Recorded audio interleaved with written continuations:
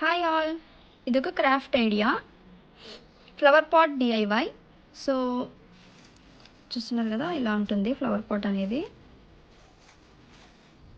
ఇది ఎలా ప్రిపేర్ చేశాను అంటే, ఫస్ట్ 2 కప్స్ ఉంటాయి కదా మన టీ కప్స్, వాటిని ఇలా రివర్స్లో అటాచ్ చేయాలి. ఇక్కడ టేప్ వేసేసి ఈ ప్లేస్లో మనకి ఆ టేప్ కనిపించకుండా ఏదైనా లేస్ లాంటిది అటాచ్ చేయాలి. దీనికైతే నేను ఈ విధంగా లేస్ అనేది అటాచ్ చేశాను. సో చూడండి, అటాచ్ చేసిన తర్వాత ఎలా ఉందో. Tea cups both sides. తర్వాత వచ్చేసి లేస్ అటాచ్ చేసిన తర్వాత ఇక్కడ పైన పార్ట్లో మనం ఫెవికోల్ పెట్టేసి దానిపైన రైస్ వేయాలి. ఇక్కడ చూపిస్తున్నాను కదా, ఇదే విధంగా పైన కింద బోత్ సైడ్స్. మిడిల్లో లేస్ ఉంటుంది కాబట్టి బోత్ సైడ్స్ కూడా ఫెవికోల్ పెట్టేసి రైస్ ఉంటుంది కదా బియ్యం, అవి వేసేసి దానికి మనం పెయింట్ వేసుకోవాలి. కలర్ ఏదైనా వేసుకోవచ్చు. ఇది నేను ఇక్కడ yellow and silver colour paint అనేది వేశాను. సో మనకి ఏ కలర్ అంటే ఆ కలర్ వేసుకోవచ్చు.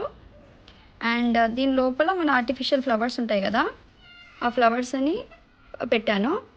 ఆ స్టెమ్ని బ్యాలెన్స్ కోసం దాని లోపల సిమెంట్ వేసాను అనమాట.